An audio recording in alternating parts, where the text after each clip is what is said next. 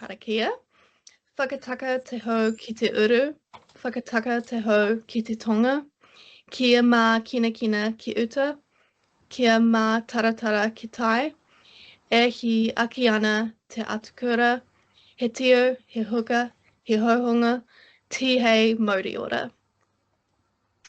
So, my name is Jess Goodman. I'm facilitating the session today, this webinar, but I'd love to introduce our speakers. So first of all, Dr. Nicolina Newcomb, would you like to introduce yourself?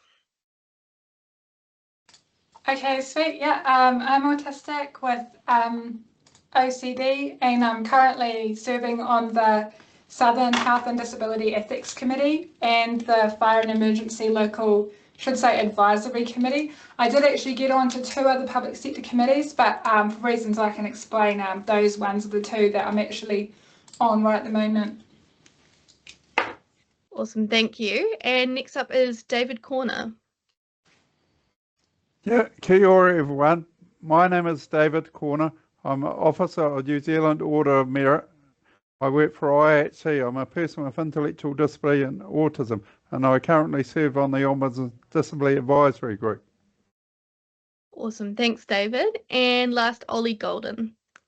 Kia ora koutou. My name is Ollie Golden. I'm ADHD, and I also have spina bifida and use a wheelchair, and I serve on the National Enabling Good Lives Leadership Group. Awesome, thank you. Okay, so we're going to get into the presentation now. When you want me to switch slides, just let me know. Okay. So yeah, when you're ready. Sweet. Well, thank you very much for coming to the presentation. And this one's about how to join a public sector committee, a neurodivergent guide. And we put it on today because of the Neurodiversity Pride Day. And this is something that's in like 50 countries and stuff, but I hadn't really heard about it much in New Zealand until I went to the Netherlands, but I'm hoping to like promote it in New Zealand. So that's kind of why we did this presentation today. Yeah, next slide. So a little bit about Neurodiversity Pride Day. On this day, we honour the beauty of every neurodivergent mind. It's a day to embrace who we are, celebrate our unique strengths, and stand together in pride, solidarity, and self-acceptance. This year marks the 9th edition of Neurodiversity Pride, celebrating the value of neurodiversity in over 50 countries. And I did have 2 flags, but one's with Jess and one is hanging up at the D-List office. So if you're at the D-List, you will be able to see that being represented there. So, and you can check out the website for more information. The one with mine is on its way to you. It's on its way, post. in transit. Oh, yes, that's okay. So we'll go to the next slide. Yeah. Okay, so we're just going to go through some slides and stuff, and then at the end we'll have like some time for questions. So the first one is about how to find a vacancy, and I've got to say, like for me, like the easiest thing is to join the Whaikaha nominations database. So Pauline Malham, who's pictured there, runs the database, and there's her email there, and you can also just go to the Whaikaha website and click on the join the nominations database, and it kind of runs like a survey, and you tell it like a little bit about yourself, and then they put you on an email list, and they'll tell you like when each thing is coming out, what is the one about it, and what date you have to apply and what they're looking for. Oh, I can't click on this, but do you want to just click on that public sector boards and committees link? Yep, can do. So there is a list of public sector boards and committees. Can you, if I share this, can you see that? Yep. So if you just scroll down, you'll see just how many of them there are. So each of the government departments has all these committees that they have to have people on, certain number of people on, and it's like, this is not even a little bit down. You can just go scroll down, you can just see how many there are. So lots and lots to apply for. So if you have a look at like, if you search for like public sector boards and committees, or maybe go to that link, then you can go back to the regular slide now. Then you can see, thanks Alta, then you can see like which ones you might be most passionate about, and then like watch for when, or find out when that term ends, and watch for like vacancies that might be coming out for that committee. So each committee member has a term, so that could be like 1 year, 3 years, 5 years, or something like that.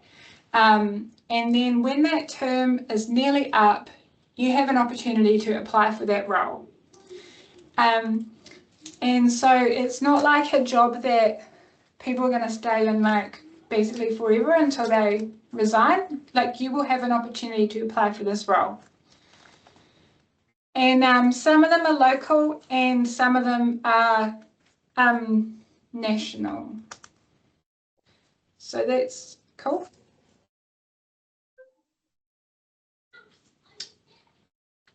Ollie, take it away. Oh, so I want to talk a bit about relationship building. So it can sometimes be about who you know. So the way that I got onto NEGL was through connections. So I started getting involved in the disability sector, and I was on the NEC for DPA, and just getting out in the community and whatnot. And so and then kind of the NEGL had a vacancy, and you know, my name was put forward, and that's how I ended up on that group. So it can be about sort of, yeah, who you know, as I say. And so my journey's been quite a long one. So I sort of started probably 10 years ago or so. I was on the local committee for CCS Disability Action, and that was down in Wellington, and you know, I started joining a few different committees here and there, and yeah, I've been part of several different ones. So, you know, if you start small, then it can end up somewhere big. Yeah. Cool, thanks, Ollie. So here's a bit about the recruitment process. So there's can be some words on the advertisement for it. And one could be lay or non-lay. So non-lay is like a registered professional in that area. So for example, if it's like a non-lay position with like the Ministry of Education, they might be looking for registered teachers, registered speech language therapist, registered educational psychologist, that kind of thing. So even though I have a PhD in education, I would be a lay person because I am not a registered professional. So lay is just like everyone else. So people that bring a different set of skills to the table than the registered professionals do. So there'll often be, they need a certain number of lay people and a certain number of non-lay people on a committee. And the lay people are often recruited for special knowledge, like for example, disability, Māori, Pacifica, perspectives and experiences like that. The next one is about ministerial appointment versus board appointment. So ministerial appointment means the minister is going to appoint you. So like with the Southern Health and Disability Ethics Committee, like Minister Matt Ducey like appointed me. And then the board appointment, or it could be a committee appointment, is when like the group themselves can decide who they're going to recruit. It doesn't have to go through the minister. So it's not to get caught up in which one is, and it doesn't mean one's more important than the other or anything like that. It's just telling you about who's going to be making the appointment. Often ministerial appointments can take a very long time, whereas boards can be more responsive. Then this is something that I was quite surprised at. Some of them don't even have an interview. I was appointed to the lotteries persons with individuals with disability committee without an interview, and I was so shocked at that. So they may have an interview or no interview. The length of time that it can take can be very long. So with the ministerial appointments, it can be 9 months or a year to be recruited. So if you don't hear something for a very long time, it doesn't mean you necessarily don't have it. And yeah, the other one was about knockbacks. Like I applied for the Oranga Tamariki Disability Advisory Group 4 years ago and didn't get it, and then I applied this year or last year and did get it for this year. Like there's a lot of like not getting it involved in getting it. Like you kind of have to play like a long game. You may need to take a long game and just understand that you may get knocked back quite a number of times, but that doesn't mean like to give up or that you won't be doing it in the future.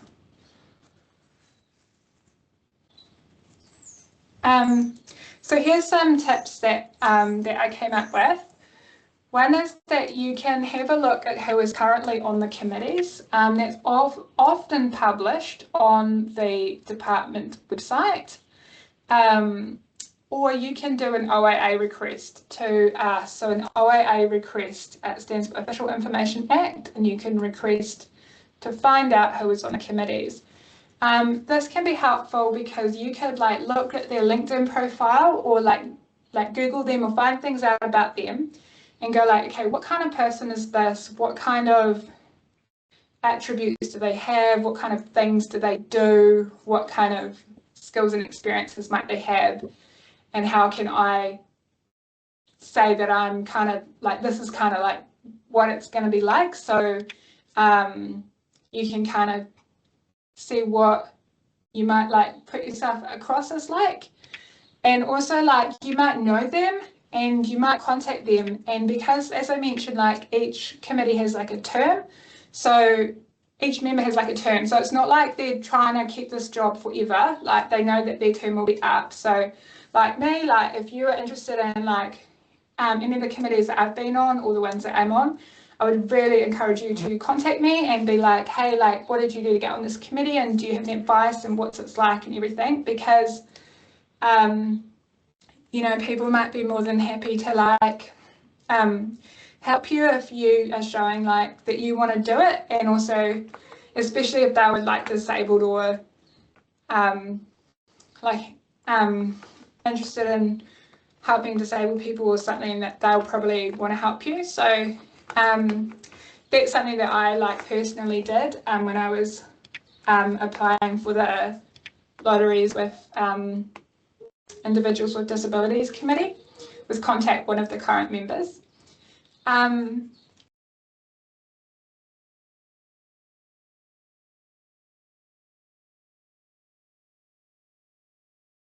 You just need to think about how much you think about your disability, your diversity, your communities, and your other skills.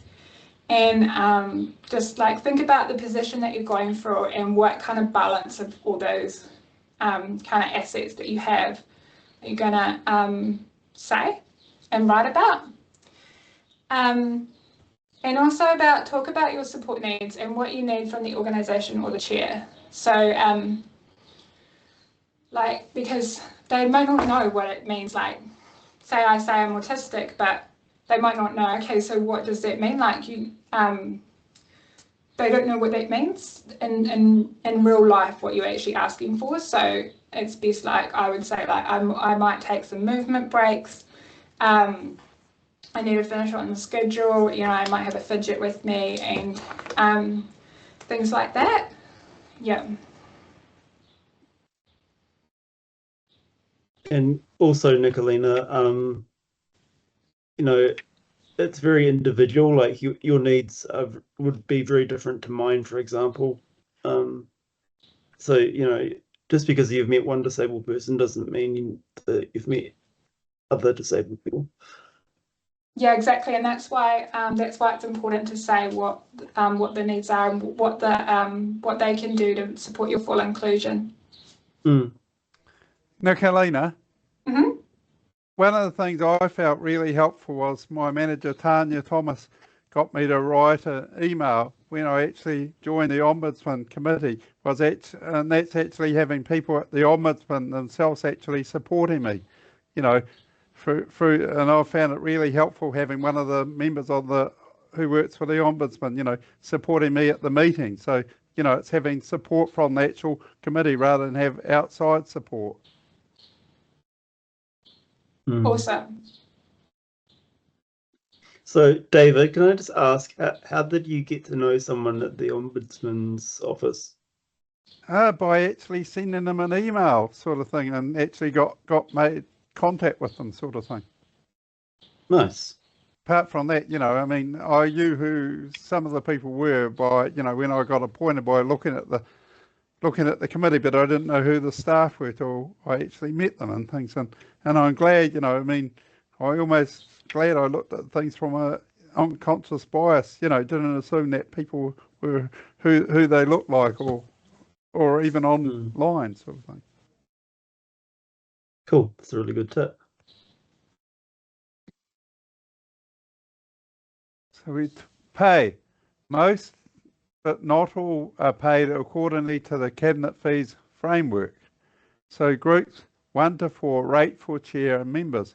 There is a range of pay in each group. Yeah, so Cabinet fees framework for members appointed to the bodies in which the Crown has an interest.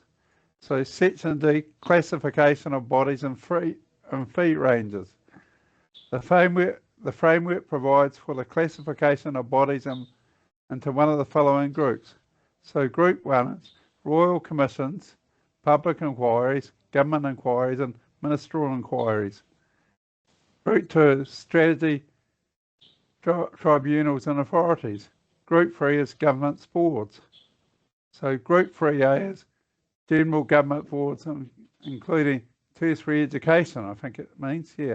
So Group 3B, strategy bodies of strategy efficacies, for example, core agents, ACES and ICAEs, yeah. So Group 4, all other members, all other committees and other bodies, audit and risk committees, government departments. Yeah, so like with the Cabinet fees framework, like I just sort of copied and screenshotted and copied and pasted like this kind of information about the pays and stuff. And so there's 4 groups, and then each group will have a range within it depending on like the decisions that you need to make, how public facing you are. Like if you make a decision, is the public gonna like know you, and also like the expertise required for the committee and things like that, and all those criteria are listed. And I think this is like 100 pages long or something, so you can find out absolutely everything about the pay if you want to, but just to say that it's set nationally, and you will be getting the same whether you're not lay or non-lay or anything. The only difference would be if you're a chair or a member. So yeah, it doesn't it's set out to be equal.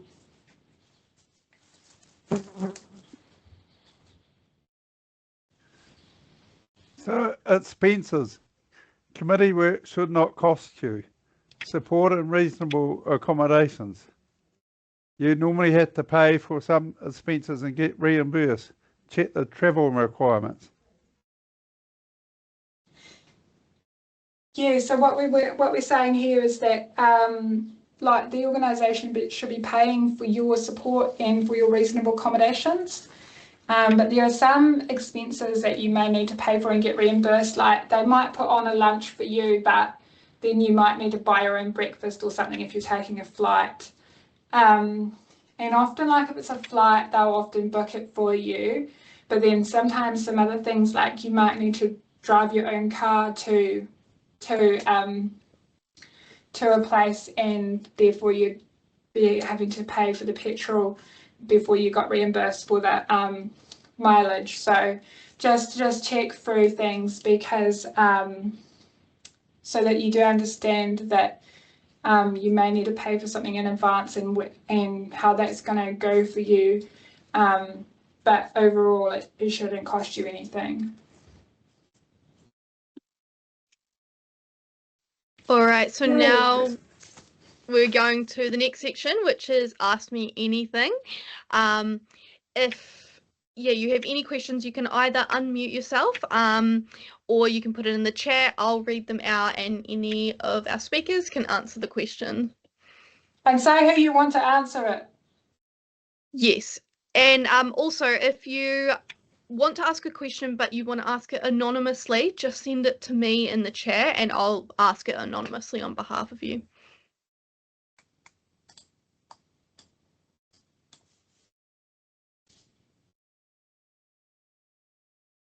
Hi, it's Fiona here. Can you hear me okay?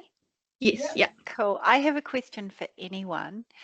So I'm autistic and have ADHD, but I don't identify as having a disability.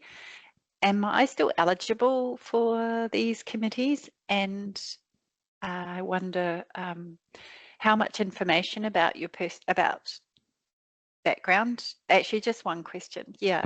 Does it matter if the person doesn't identify as being disabled? So if you have a look at who's currently on the committees, you'll find that most of the committees don't actually have a disabled person on them, and often a non-disabled person is actually in that disability spot, because they either have a family or whānau member, or they have a professional interest in disability or something like that. Prior to getting on the Southern Health and Disability Ethics Committee, there was no disabled person. Like I came in, I'm the first disabled, like I'm the disabled person on that. And example, I just happen to know that because I happen to know a few people that's on committees. And so definitely, I've been really shocked and surprised, such as the Orang Tamariki Disability Advisory Committee. I was expecting that was going to be all disabled and or care experienced people. It was actually like less than half disabled, or maybe half disabled. So certainly,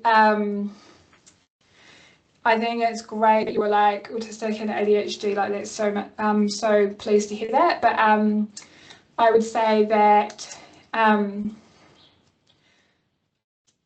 they don't seem to have like the disability kind of category is that what they mean is like a person who can represent the interests of disabled people. And from my perspective, I would love that to always be a disabled person or somebody like yourself.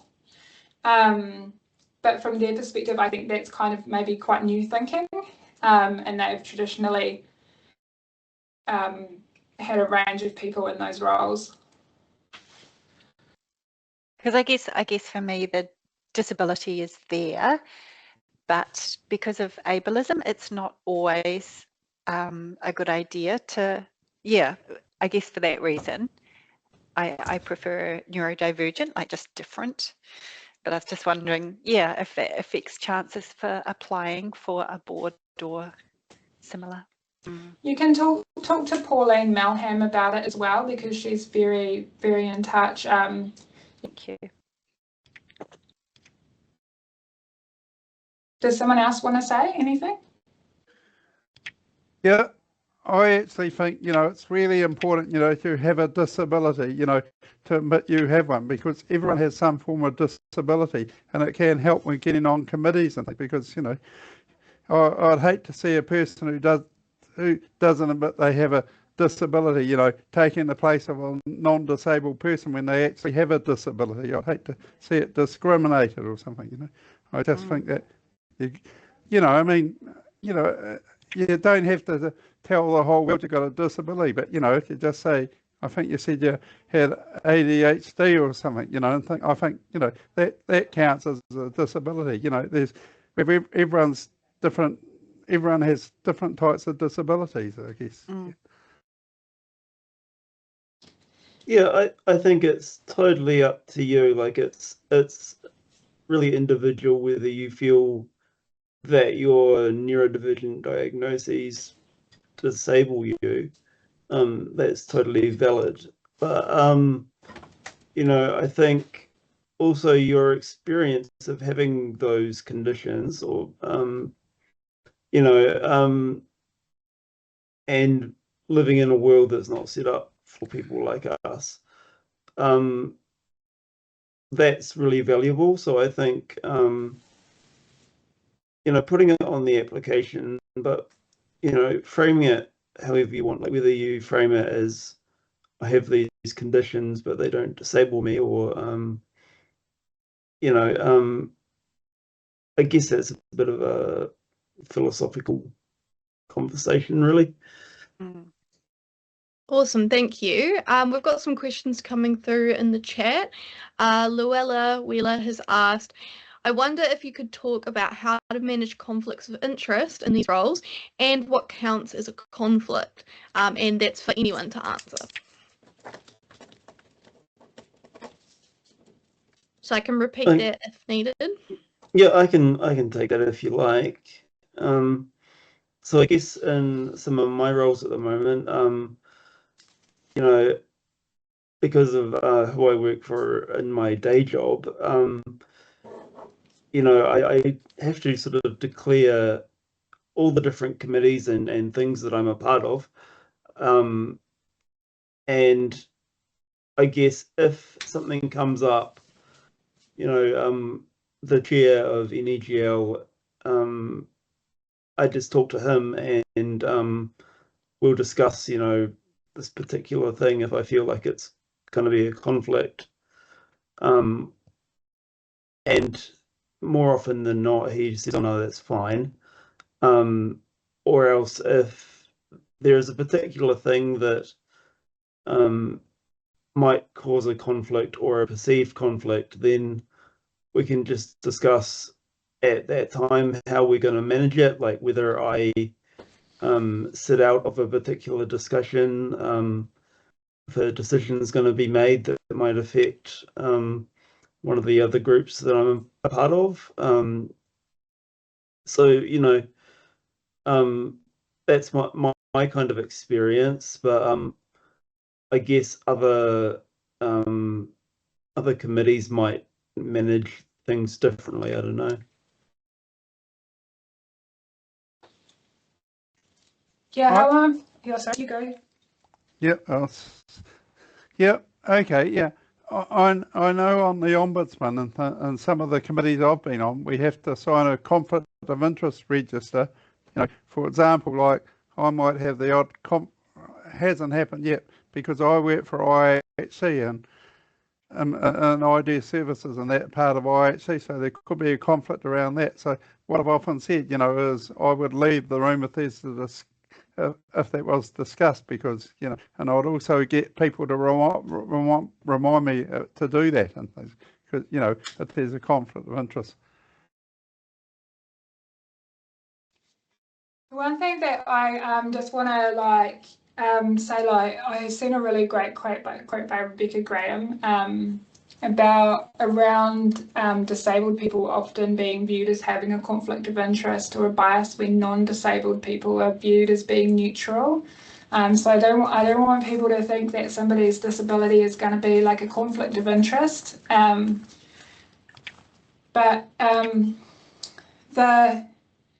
Yeah, I definitely have a tension around this myself, because like I'm on the Fire and Emergency Local Advisory Committee, and since I've been appointed, like when I went onto that, I was like, oh yeah, I'm just doing this for another committee basically.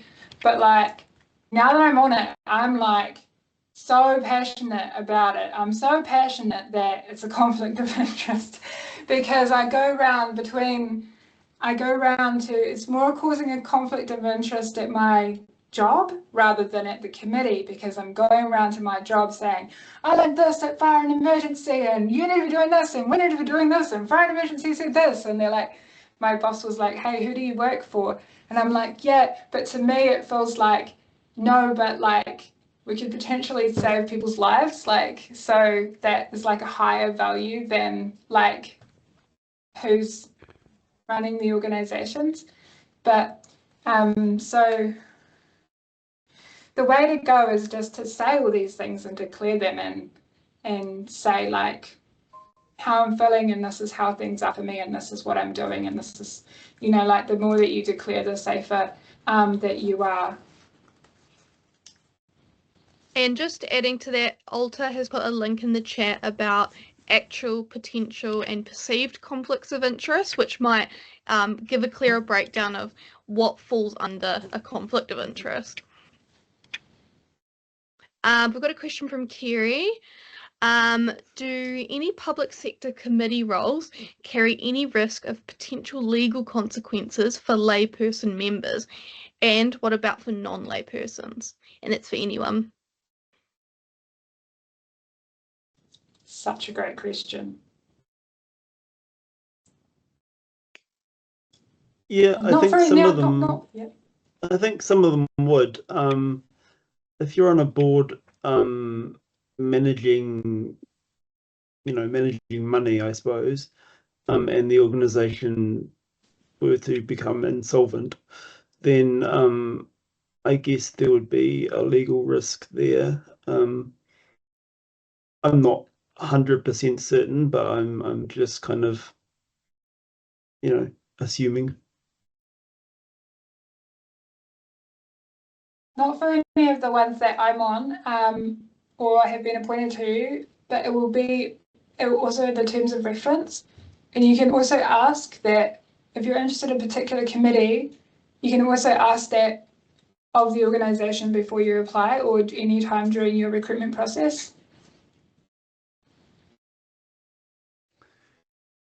It's an interesting one.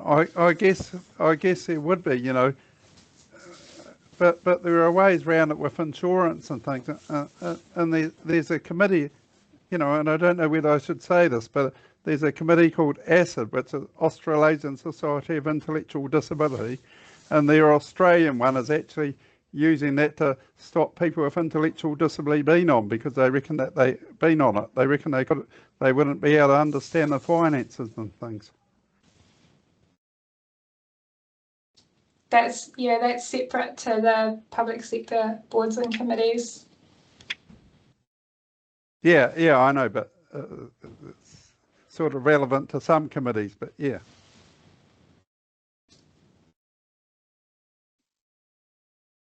We've got some more questions coming through in the chat, but in the meantime, I thought I would put the question out there because some people might be wondering about how much time you have to, so how much time it takes with prep and the actual meetings and all that when you're actually on a committee.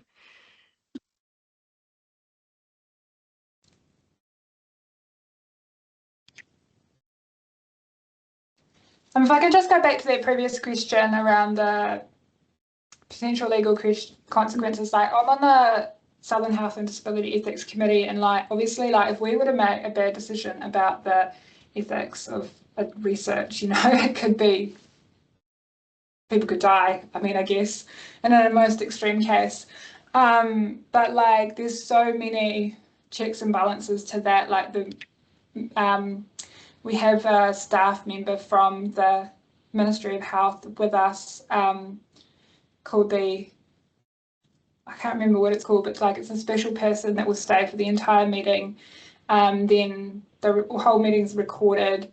There's a quorum, so we must have a certain number of people there, and we have 2 people lead reviewing each study, and then we must, I think, have 8 people in total, or 6 people in total observing, and then we've got the secretariat, right? The secretariat stays for the whole time, and then we have to spend a certain number of amount of time considering each proposal, and then the secretariat will record the outcomes and send it in a very formal letter. So I'm not sure if there is actually a consequence. I'm pretty sure there isn't, but like there's so many things to make it really safe. Like it's not just like way you go kind of thing.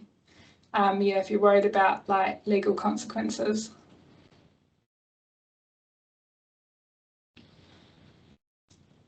So the amount of time and stuff, it varies like so much.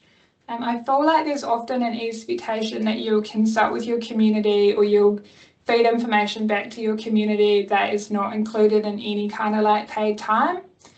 And some people want to pay you for like all the time, like for an emergency, and others just like boom, like there's basically like Orang Tamariki, there was no, like they said there was 2 hours prep time, but then they were only paying you for less time than the time that you had to spend to go to the meeting. So effectively there was no preparation time. And they can have a lot of expectations of you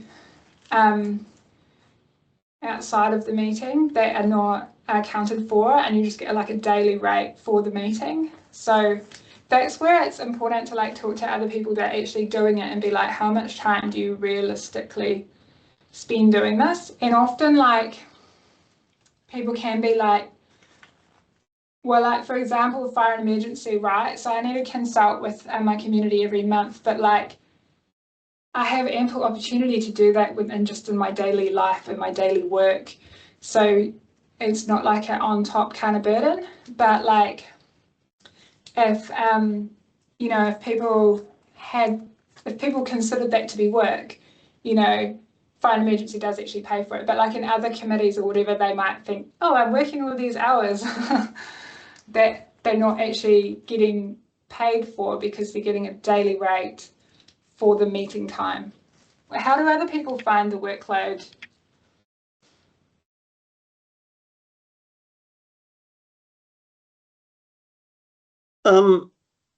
It depends really, and sometimes things can get really busy if there's a particular thing happening. You know, if like the big story in the news lately has been the DSS bill consultation. So there's been quite a lot of conversation happening around that, and so we've kind of been doing some extra work around that. So yeah, when there's other things happening, then you can end up doing more work. And also, you know, sometimes other opportunities will come up through NEGL, and you know, it just depends on what you want to sort of put your hand up for. If there's something that you're particularly interested in or have a lot of knowledge in a certain area, then you can possibly put your hand up for it. But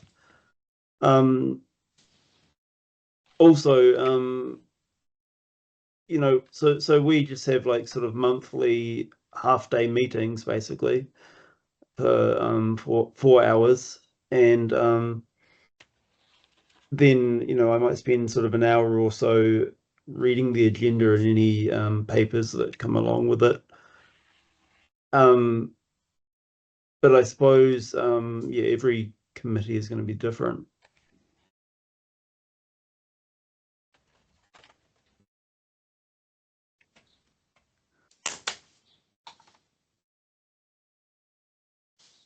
Oh, David, you're on mute. Yeah. Thank you, Jess. Yeah, I know from my own experience, you know, it can be a lot of time sometimes. You know, it depends on how big the meetings is, but yeah, I know that, you know, sometimes I spend a couple of hours before the meeting going over things, you know, where sometimes because I have a job support person or one of the people in the team to actually go over things so I'm prepared. But I know that sometimes, you know, some meetings can be short and some meetings can be long. It depends on what's on the agenda and things. Awesome, thank you. We've got a question from Jennifer.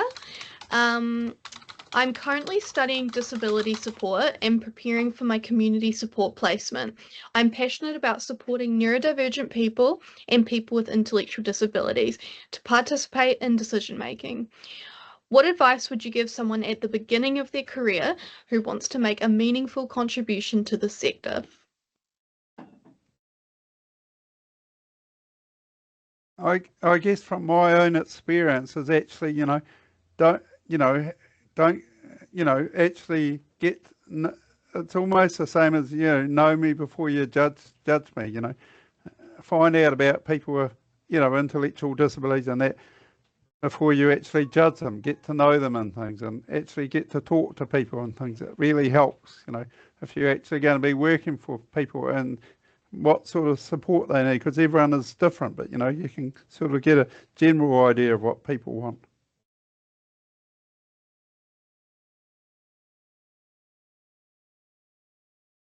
I'm sorry, Jess, I'm not sure if I got all of the question. Would you mind reading it again? Yeah, absolutely. So basically, Jennifer is studying disability support and preparing for their community support placement, and passionate about supporting neurodivergent people and people with intellectual disabilities to participate in decision making. And Jennifer's asked, what advice would you give someone at the beginning of their career who wants to make a meaningful contribution to the sector? That's a really great question. So my personal thing is enabling good lives and the enabling good lives vision and principle. So it's about disabled people having choice and control in their lives. And so one of the principles is self-determination. So it's about what that person is interested in and what they want to do with their lives. And finding out what makes them tick, and kind of what I was saying before about starting small. So if someone doesn't have a lot of choice and control in their lives, then finding ways for them to access that, and then scaffolding them to sort of get into more and more things.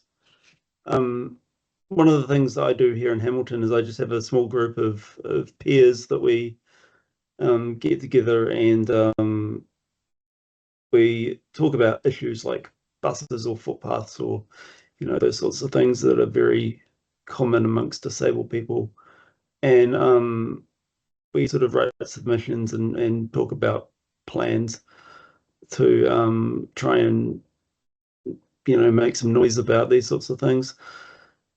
So that's one way for people to get involved in sort of having their voice heard.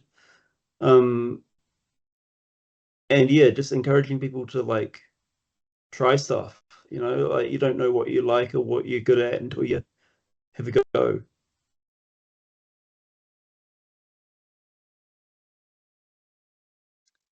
And David, do you have any advice? Oh no, you went first, didn't you, this time?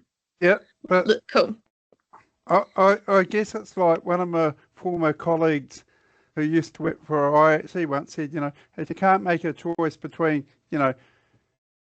between marmalade and jam on your toast, and how you can't really make decisions. It's actually, we start off making the basic decisions and they can often lead to big decisions, or things like one of the discussions I've actually had with quite a few different people that probably wouldn't have normally happened is what's happening with the total mobility. If it's something that involves people, like for example, the government is looking at reducing the total amount of money I think they pay from total mobility for about 75 to 75% to about 65%, you know, and that's a real issue that's got people concerned about, you know. So if something actually affects people, they will want to have their say on things. No worries about that.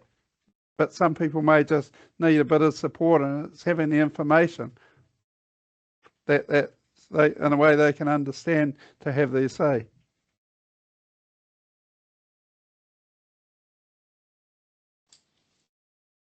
Yeah, my advice would be to like just be authentic as a like disabled person and everything, and that's the way, and also like making a meaningful contribution. Some of the most meaningful contributors are like the support workers and everything as well. And like I used to be a support worker, and I really valued that experience because many people, when they don't I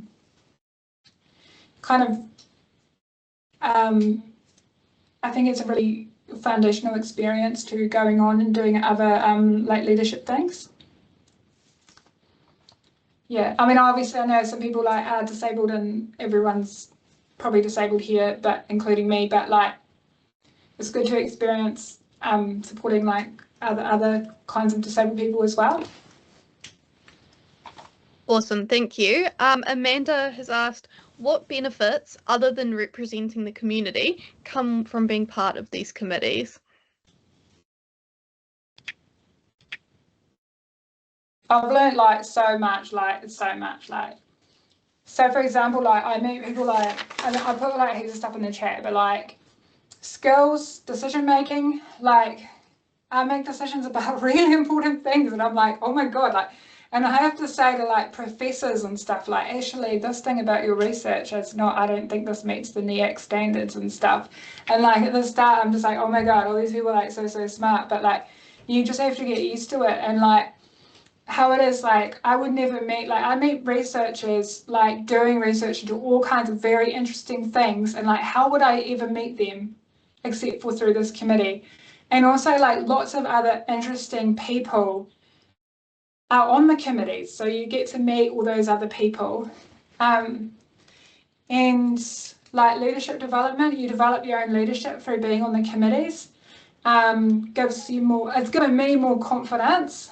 And not that I need it, no, but I do sometimes in a professional context. And then oh, your CV, like people will view that you're on a there's this real paradox around these committees, right? Because they're kind of seen as really, I thought they were really glamorous before I was on one. And then also like how it is, I think they're seen as kind of in some ways prestigious by others. That's what I think anyway. They may or may not be. And then when I got on, I realised it's kind of just like everything else. But it's a great opportunity, and I think it is like quite good for your CV and all that. And like also you get to really be at the decision-making table for something that you could be very interested in, and it's kind of like a unique opportunity. I know from my own experience, you know, because it's actually helps you to actually get outside of your own disability community quite a lot. Like I remember when I first joined DPA about 2008, I think it was. Oh, 1998, should I say? You know, I went along to a meeting, a disabled persons assembly meeting, and actually in New Plymouth it was, and didn't really know much about it. And the next year, you know, I actually challenged people and actually put my name for the national executive at the time and got elected. But, you know, it really helped me to actually mix with other people in the disability community. You know, we've got a lot of, you know, we're almost the same but different. What I mean by that, we all have different disabilities or different experiences, but overall we actually come work together on the same issue. It's just helps to extend the relationships by talking to people, and it's really handy if you know someone who wants to put you know, like for example, when I was involved with doing the People First Leadership course for People First just this year, we were talking about how to make connections, and I said, well, I know such and such, and they reached out and said because they and someone said because I know David Corner and you know David Corner, they had something in common. It just helps to open doors sometimes.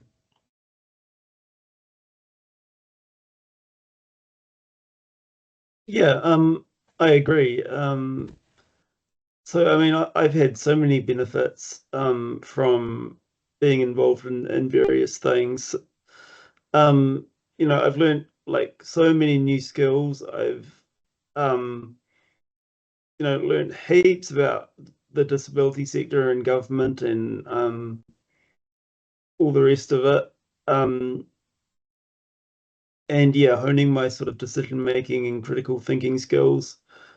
I've met some really wonderful people and done a lot of sort of professional networking in that regard as well. And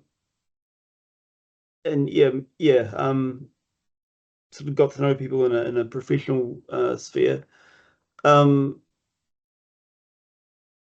Yeah, I mean, it's been quite tough at times, I guess. There have been some things that we've had to discuss that have been, really, really quite sort of meaty. And I found it incredibly interesting, and yeah, I'm sure there was something else I was going to say, but it's fallen out of my head. But yeah, lots of benefits apart from just representing the community. And you never know where things are going to. Sorry, You never know where things are going to lead. You might start off joining one committee and then another and another, and yeah, you never know what's going to happen. So, yeah, it's been very worthwhile. Thank you. I've just seen that we've got 5 minutes left. We might be able to take one more question if anyone has them, or we've got some other questions that I can put forth.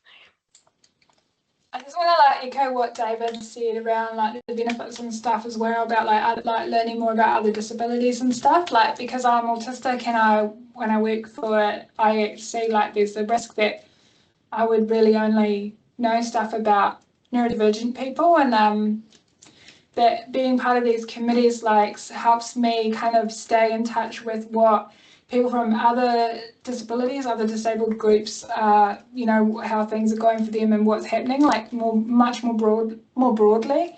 I mean, considering my day-to-day, what I'm experiencing. So, yeah, for that, I think it's a good to keep your perspectives open and yeah. Okay, any last questions? You can see there's some typing.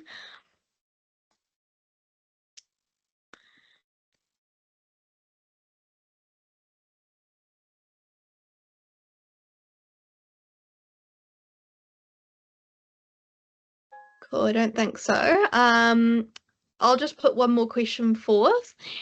Do you felt like you've made a difference on the committees you've been on?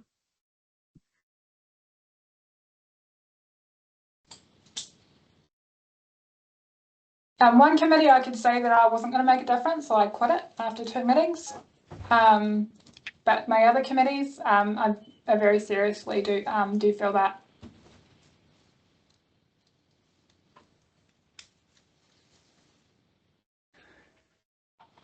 Yes, I do. By having input and working together, I think it's helped lots of people have an understanding of intellectual disability from my point of view. I know someone who actually said, when someone once asked him, did he learn about intellectual disability, and he said, yes. He said, knowing David Corner helped me to learn about intellectual disability. And I think over time on different committees, I think I've been able to contribute quite a lot. I think, you know, because for a long time, people with intellectual disabilities have almost hardly ever been on committees. And I think by me being there as opening eyes, I think it's helped to encourage other people with intellectual disabilities to be on different committees. So, yeah, I think if we all work together and all have a strong voice, I think it encourages people to have a say. And I think, you know, it's actually all the networking and things, and not just, you know, not just once a committee finishes and things, you know, having a networking outside and things. So you see people on the street, it helps and things.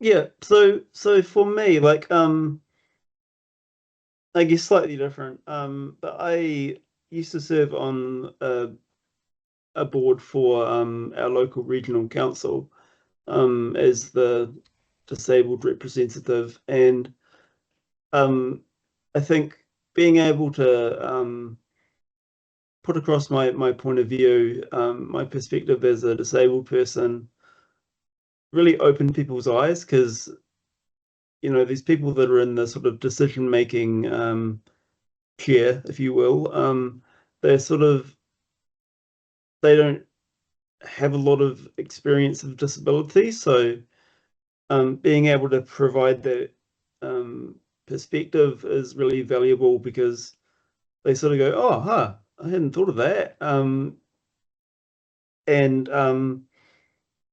so you know, I know that I've had influence in like certain big projects that they've done to do with transport. So you